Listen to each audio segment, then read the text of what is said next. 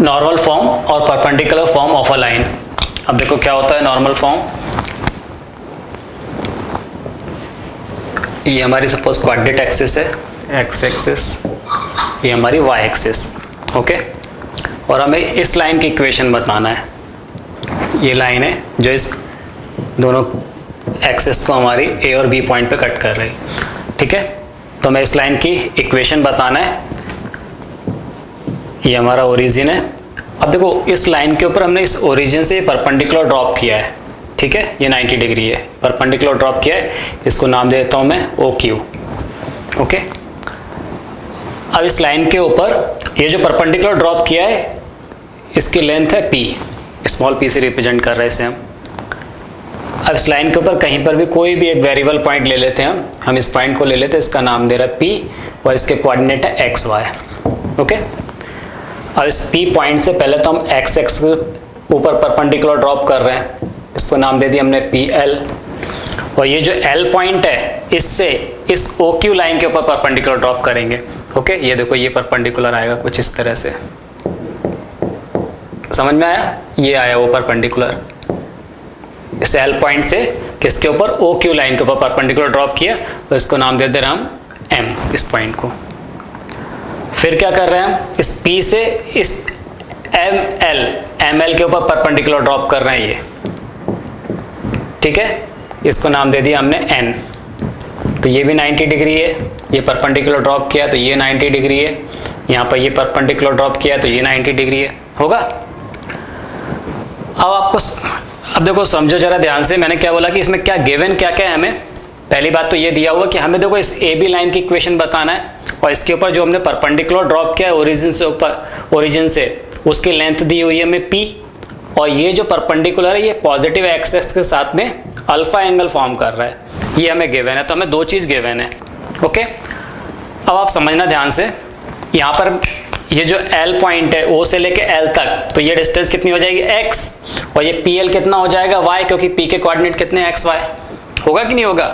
OL कितना हो जाएगा x, और ये L से लेके P तक की डिस्टेंस कितनी हो जाएगी y। हमें क्या करना है, हमें P पता है, अल्फा पता है, तो इसके टर्म में इस लाइन की इक्वेशन बताना है। अब देखो वो कैसे मिलेगी इक्वेशन हमें। In triangle OML, in right angle triangle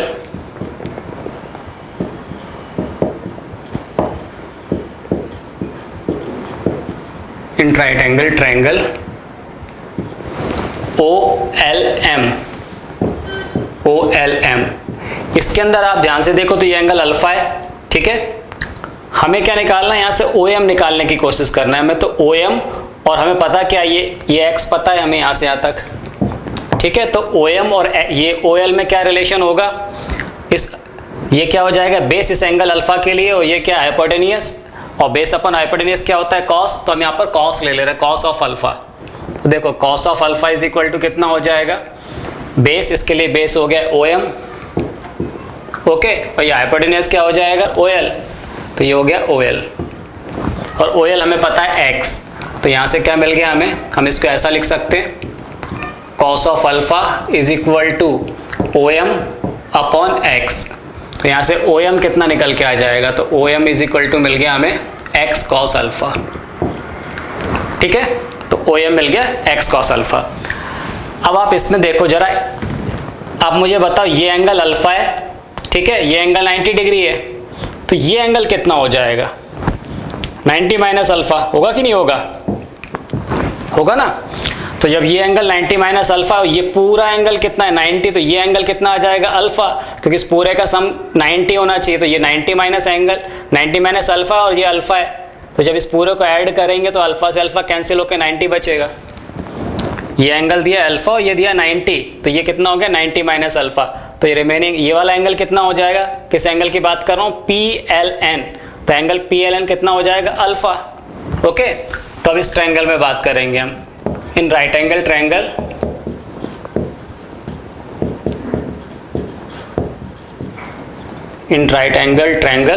किस क्या PLN,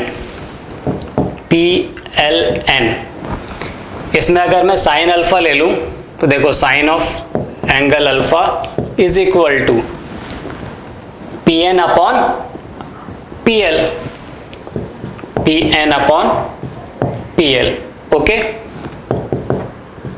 sign alpha is equal to P N upon, और पी एल क्या है, तो देखो पी एल यही चीज तो है, ये y, इसी को तो हम बोल रहे हैं y, क्योंकि p के कोऑर्डिनेट x y है, तो पी एल कितना हो जाएगा y, तो ये आ गया y। तो यहां से पी एन कितना निकल के आ गया, तो यहां से पी एन निकल के आएगा y into sine alpha, okay.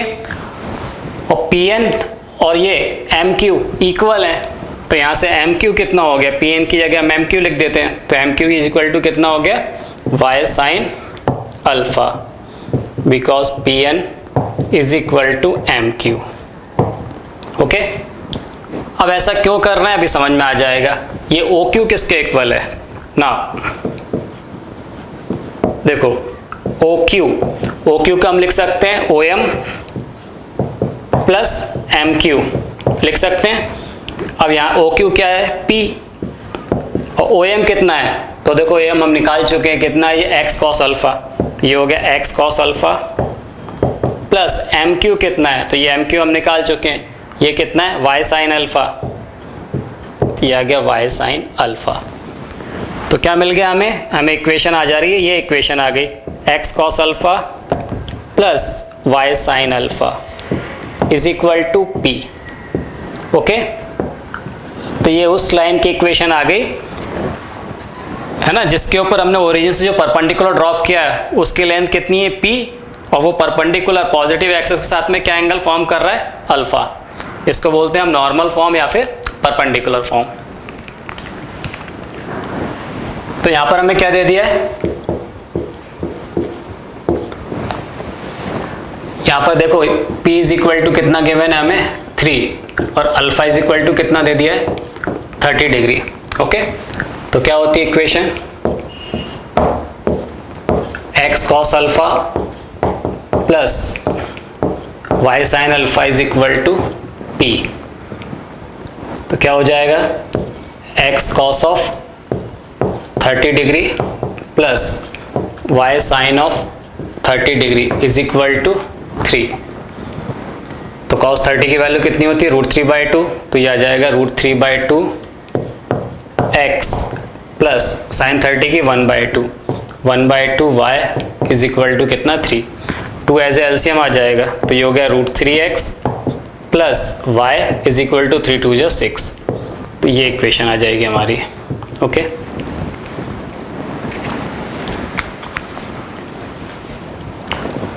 The length of the perpendicular from the origin to a line is 7 and line makes an angle of 150 degree with the positive direction of y-axis. Find the equation of the line.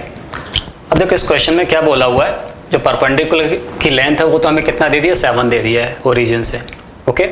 पर ये बोला हो कि वो line positive Y axis के साथ में 150 degree का एंगल फॉर्म कर रही है। तो देखो कहीं कुछ ऐसा है वो, एक्चुअली अगर हम इसका फिगर बनाए तो कुछ ऐसा बनेगा, ये हमारी एक्स एक्सिस हो गई, ये वो वाई एक्सिस है, और ये वो लाइन है जिसकी हमें इक्वेशन बताना है, ठीक है। तो इसके ओरिजिन से इस पे हमने जो परपेंडिकुलर ड्रॉप कर रहे हैं वो कितना दे दिया हमें 7, यहाँ तक ठीक है। पर साथ में हमें ये बोला हो कि ये जो लाइन है ये पॉजिटिव वाई एक्सिस के साथ में कितने डिग्री का एंगल फॉर्म कर रही है 150 डिग्री का, ये लाइन। पर जो हमारा फॉर्मूला है उसमें हमें क्या क्या पता है, क्या फॉर्मूला होता है इसका परपेंडिकुलर फॉर्म का, x cos alpha plus y sine alpha is equal to P. तो उसमें p तो 7 पता है पर अल्फा नहीं पता। अल्फा क्या होता है, ये एंगल होता है जो इस परपेंडिकुलर ने पॉजिटिव एक्सिस के साथ में फॉर्म किया हुआ बनाया हुआ है, ओके। तो कहीं से हमें ये एंगल निकालना पड़ेगा। तो ये एंगल कैसा मिलेगा, तो देखो ये कितना 150 डिग्री एंगल है, तो ये कितना एंगल हो जाएगा, आराम से आप बता सकते हो 30 डिग्री हो जाएगा। टोटल 180 होगा, तो 180 माइनस 150, तो ये कितना बचा 30 डिग्री। ये 30 डिग्री है, और ये एक राइट एंगल ट्रायंगल है क्योंकि ये 90 डिग्री है, तो ये राइट एंगल ट्रायंगल है, तो ये 30 डिग्री है, तो ये एंगल कितना हो गया, तो ये एंगल हो गया 60 डिग्री, और ये पूरा 90 डिग्री होगा, ये एंगल 60 डिग्री है, तो ये कितना आ जाएगा 30 डिग्री। मतलब अल्फा हमें कितना मिल गया 30 डिग्री, ओके। तो यहाँ पर हमें क्या मिल गया, p कितना 7 और अल्फा कितना, यहाँ पर अल्फा है 30 डिग्री। अब हम इजीली बता सकते हैं equation, x cos alpha plus y sine alpha is equal to p।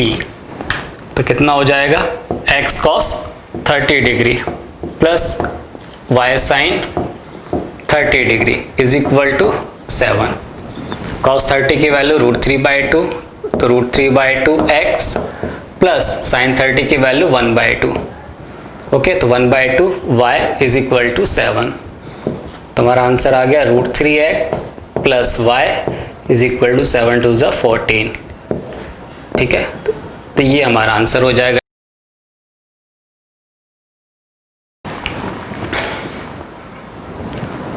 Find the equation of the straight line upon which the length of perpendicular from origin is 3√2 unit and this perpendicular makes an angle of 75 degree with the positive direction of x axis। तो देखो यहाँ पर भी हमें क्या दिया हुआ है, जो p है लेंथ ऑफ परपेंडिकुलर वो हमें दे दिया 3√2 यूनिट। ठीक है, और जो एंगल अल्फा है वो हमें कितना दे दिया 75 डिग्री। ओके, क्या होता है फॉर्मूला हमारा, x cos alpha plus y sin alpha is equal to p।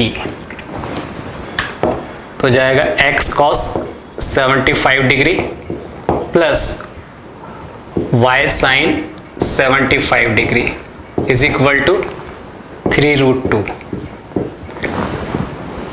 अब या तो आपको cos 75 और sin 75 डिग्री की वैल्यूज याद होना चाहिए। अगर वैल्यू याद नहीं है तो हम यही कहीं इसको निकाल भी सकते हैं।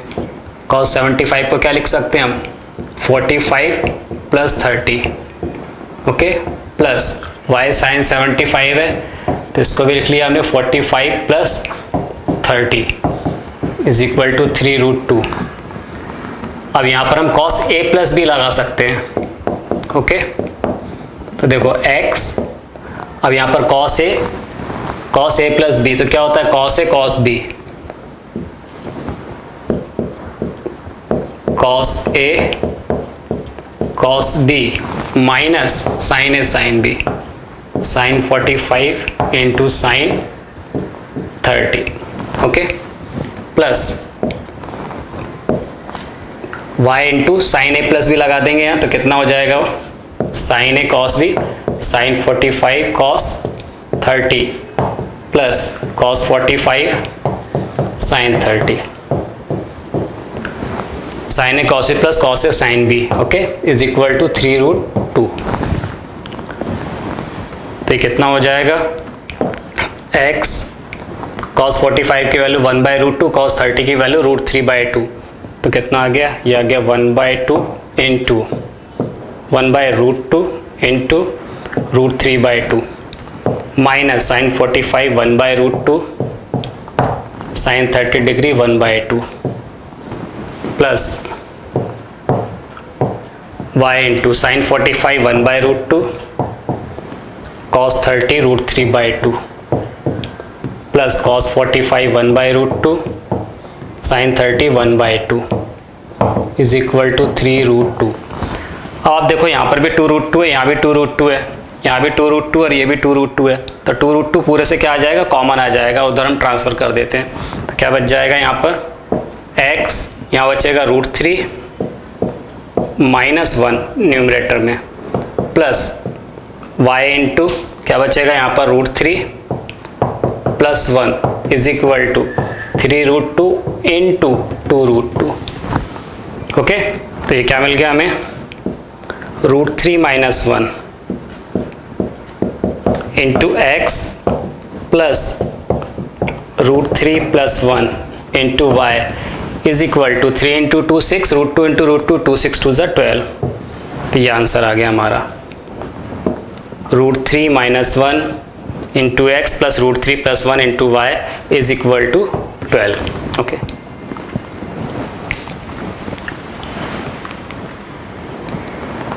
find the equation of the straight line upon which the length of the perpendicular from the origin is 5 and the slope of this perpendicular is 3/4। अब देखो इस क्वेश्चन में क्या बोला हुआ है, हमें इसका थोड़ा सा हम फिगर बनाने की कोशिश करते हैं। कुछ ऐसा है, ये एक्स एक्सिस हमारी, ये वाई एक्सिस हो गई, ठीक है। सपोज ये वो लाइन है, इसकी वो बात कर रहा है। तो लेंथ ऑफ द परपेंडिकुलर तो हमें यहाँ पर क्या दिया हुआ है, कितना बोला हुआ है यहाँ पर 5, तो ये जब 5 दे दिया, ठीक है, ये 90 डिग्री होगा तो ये हमें 5 दे रहा है। लेकिन साथ में हमें इस स्लोप का क्या दे दिया है, सॉरी इस परपेंडिकुलर के क्या दे दिए, स्लोप दे दिए। तो ये एंगल कितना होता है अल्फा, तो एक्चुअली हमें यहाँ पर 10 अल्फा दे दिया है, ठीक है, क्या गिवन है यहाँ पर हमें 10 अल्फा, तो 10 अल्फा कितना दिया है 3/4। और जो हमारा फॉर्मूला होता है, फॉर्मूला क्या होता है, x cos alpha plus y sin alpha is equal to p, यही होता है। तो उसमें cos अल्फा और sin अल्फा की जरूरत होगी, तो अब यहाँ पर हमें क्योंकि 10 अल्फा दे दिया तो इससे हम sin alpha cos alpha easily निकाल सकते हैं। अगर हम किसी राइट एंगल ट्रायंगल में बात करें जिसमें अगर ये एंगल अल्फा है तो इसमें ये क्या है, परपेंडिकुलर अपॉन बेस होता है 10, तो ये हो जाएगा 3, ये 4, तो हाइपोटेनस कितना आ जाएगा 5। तो हम आराम से बता सकते हैं कि इसके लिए sin अल्फा कितना हो जाएगा, sin अल्फा कितना हो जाएगा 3/5, ओके, और cos अल्फा कितना हो जाएगा, cos अल्फा मिल जाएगा हमें 4/5, ठीक। तो इसकी इक्वेशन हम आराम से बता सकते हैं, हम बोल सकते हैं x cos अल्फा, तो x cos अल्फा की वैल्यू कितनी निकल गई 4/5, ये हमने रख दिया 4/5 plus y into sine alpha, और साइन अल्फा की वैल्यू 3/5, तो ये आ गया 3/5 इज इक्वल टू 5, ओके। ये 5 कॉमन आके वहाँ ट्रांसफर कर देंगे, तो ये मिल गया हमें 4x plus 3y is equal to 25, ये इस लाइन की इक्वेशन मिल गई, ओके। पर ये आंसर हमारा अभी अधूरा आंसर है। अब थोड़ा सा एक चीज़ ऑब्जर्व करें ना आप, तो आप ये देखें, अगर मैं आपसे बोलूँ tan 180 plus alpha, tan 180 plus theta कितना होता है, प्लस tan थीटा होता है, नहीं ये भी तो tan अल्फा ही होगा, होगा कि नहीं होगा। और ये tan अल्फा ही तो मुझे 3/4 दिया हुआ है, इसका मतलब ये हो गया कि अगर tan 180 प्लस अल्फा, इसकी वैल्यू भी कितनी हो जाएगी 3/4 हो जाएगी, होगी कि नहीं होगी। मतलब अगर ये जो एंगल है ये एंगल अल्फा है, और अगर 180 अब रोटेट कर दें यहाँ से, इसको मैं थोड़ा एक्सटेंड कर लेता हूँ, ये 5 यूनिट डिस्टेंस पर एक लाइन कुछ ऐसी होगी, ये वो लाइन है जो क्या है, इससे ओरिजिन से 5 यूनिट डिस्टेंस पर है, और ये इसका एंगल कितना होगा, यहाँ से देखिए ये एंगल हमें कितना मिलेगा 180 प्लस अल्फा। तो ऐसी दो लाइन एग्जिस्ट करेंगी जो कि ओरिजिन से 5 यूनिट डिस्टेंस पर हो और जिनका स्लोप कैसा हो 3/4, मतलब उसके परपेंडिकुलर का स्लोप कैसा हो 3/4, लाइन का नहीं, परपेंडिकुलर का स्लोप कैसा हो 3/4। तो ये देखिए एक ही आएगा ना, ये लाइन, ये पूरी एक ही लाइन होगी ना, ये परपेंडिकुलर इसका स्लोप क्या है 3/4 है, ओके। अब इस लाइन की भी हमें इक्वेशन निकालना होगी, तो वो कैसे निकाल सकते हैं, देखिए x cos, अब एंगल कितना हो जाएगा 180 plus alpha plus y sine 180 plus alpha इस दूसरी लाइन के लिए इज इक्वल टू p। तो ये हो जाएगा x, और cos 180 प्लस अल्फा कितना हो जाता है, cos 180 plus theta minus cos theta, ये हो जाएगा minus of cos alpha. Sine 180 plus theta कितना होता है माइनस साइन थीटा, तो minus of y sine alpha is equal to p, तो कितना है हमारा दिया ही हुआ है p 5, ओके। तो माइनस x, और यहाँ cos अल्फा की वैल्यू अब निकाल चुके हैं 4/5, माइनस y साइन अल्फा की वैल्यू 3/5 इज इक्वल टू 5, ये 5 कॉमन लेके वहाँ ट्रांसफर कर देंगे, तो minus 4x minus 3y is equal to 25, या फिर हम ऐसा बोल सकते हैं 4x plus 3y plus 25 is equal to 0, ये उस लाइन की इक्वेशन आ जाएगी, ओके। तो यहाँ में दो इक्वेशन मिलेगी, 4x plus 3y is equal to 25, दूसरी 4x plus 3y plus 25 is equal to 0। Find the equation of the straight line which makes a triangle of area 96√3 with the axis and perpendicular from the origin to it makes an angle of 30 degree with y axis। देखो क्या दिया हुआ है यहाँ पर, इस तरह कुछ दिया हुआ है, ये सपोज हमारी x एक्सिस है, ये y एक्सिस है, ये हो गया ओरिजिन, और ये जो लाइन है ये एक्सेस के साथ में कितने जो ट्रायंगल फॉर्म कर रही है उसका एरिया दे दिया है हमें 96√3, यानी OAB, ये जो ट्रायंगल है इसका एरिया दिया 96√3। और क्या बोला हुआ है, जो परपेंडिकुलर है ओरिजिन से, ये जो परपेंडिकुलर है ये y एक्सिस के साथ में कितने डिग्री का एंगल फॉर्म कर रहा है, 30 डिग्री का, ये गिवन है हमें। ओके, अगर यहाँ परपेंडिकुलर की लेंथ तक भी हम p माने, क्योंकि वो हमें नहीं गिवन है तो हमें कहीं ना कहीं से p फाइंड करना है। अगर इसको p लेते हुए चले तो ये एंगल 30 डिग्री है, तो ये एंगल कितना हो जाएगा, पॉजिटिव एक्सिस के साथ में जो परपेंडिकुलर फॉर्म कर रहा है ये कितना हो जाएगा, 60 डिग्री हो जाएगा। तो इक्वेशन क्या हो जाएगी, x cos अल्फा यानी x cos 60 degree plus y sin alpha y sin 60 degree is equal to p। cos 60 की वैल्यू 1/2, तो ये आ जाएगा x/2 sin 60 √3/2 y is equal to p। तो क्या आ गया ये x plus √3y is equal to 2p। Okay, equation 1 आ गई हमारी। अब कहीं से अगर p की वैल्यू मिल जाएगी हमें, यहाँ p की वैल्यू पुट कर देंगे तो हमें इस AB लाइन की इक्वेशन मिल जाएगी।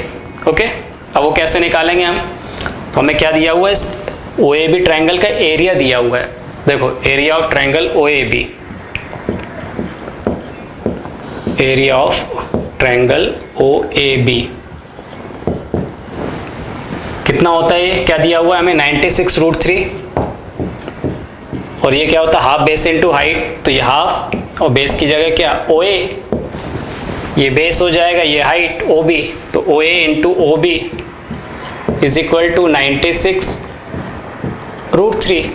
ओके, अब कहीं से अगर OA और OB मिल जाए in terms of P, OA और OB को हम इन टर्म्स ऑफ P निकाल लेते हैं, यहाँ वैल्यू पुट कर देंगे तो यहाँ से हमें क्या मिल जाएगा, P मिल जाएगा। अब देखो वो कैसे मिलेगा, तो हम पहले यहाँ OA और OB निकालते हैं। तो OA कैसे मिलेगा, तो इस वाले में देखो अगर OA निकालना है तो इस ट्रायंगल में, right angle triangle OAM, okay, in right triangle OAM। तो OAM में अगर मैं cos 60 की बात करूं तो cos 60 कितना हो जाएगा, cos 60 क्या होता है, cos क्या होता है, बेस अपॉन हाइपोटेन्यूज, के लिए बेस क्या हो जाएगा OM और हाइपोटेन्यूज क्या होगा OA, तो कितना आ जाएगा ये OM अपॉन OA। cos 60 कितना 1/2 इज इक्वल टू OM कितना है P अपॉन OA, तो OA इज इक्वल टू कितना आ गया 2P। ओके, अब इन ट्रायंगल OMB में, इन ट्रायंगल OMB यहाँ से हम क्या निकाल लें, यहाँ से अगर हम cos 30 ले लें, देखो cos ऑफ 30 डिग्री, तो कितना हो जाएगा cos of 30 degree OM upon कितना OB, और cos 30 होता है √3/2, तो √3/2 इज इक्वल टू OM कितना है P अपॉन OB, तो यहाँ से OB कितना मिल जाएगा हमें, तो OB इज इक्वल टू मिल जाएगा 2P अपॉन √3। ओके, अब ये इन वैल्यूज़ को यहाँ पुट कर देते हैं, ये आ गया हाफ इंटू OA, तो OA की जगह 2P इंटू OB, तो OB की जगह 2P upon √3 is equal to कितना 96√3। ये 2 से 2 कैंसिल हो जाएगा, ये √3 को वहाँ ट्रांसफ़र कर देंगे तो यहाँ हो जाएगा p² is equal to 96√3 into √3, और ये 2 बच रहा है तो ये अपॉन में 2 आ गया, तो कितना आ गया p²। तो देखो इस 2 से इसको कैंसिल करेंगे तो कितने टाइम कैंसिल हो, 48 टाइम। ओके, तो क्या बच रहा है यहाँ पे 48 इंटू 3, और इस 48 को क्या लिख सकते हैं हम 16 इंटू 3। ओके, इसको हम लिख सकते हैं 16 इंटू 3, और ये 3 है तो 16 का स्क्वायर रूट 4, और 3 इंटू 3 इसका स्क्वायर रूट कितना हो जाएगा 3, तो P इज इक्वल टू कितना आ जाएगा 4 इंटू 3, यानी कितना आ गया 12, और P की वैल्यू उठा के हम 1 में पुट कर देते हैं फ्रॉम 1, तो ये आ जाएगा x plus √3y is equal to 12 into 2 24। ये हमारा आंसर हो जाएगा x plus √3y is equal to 24।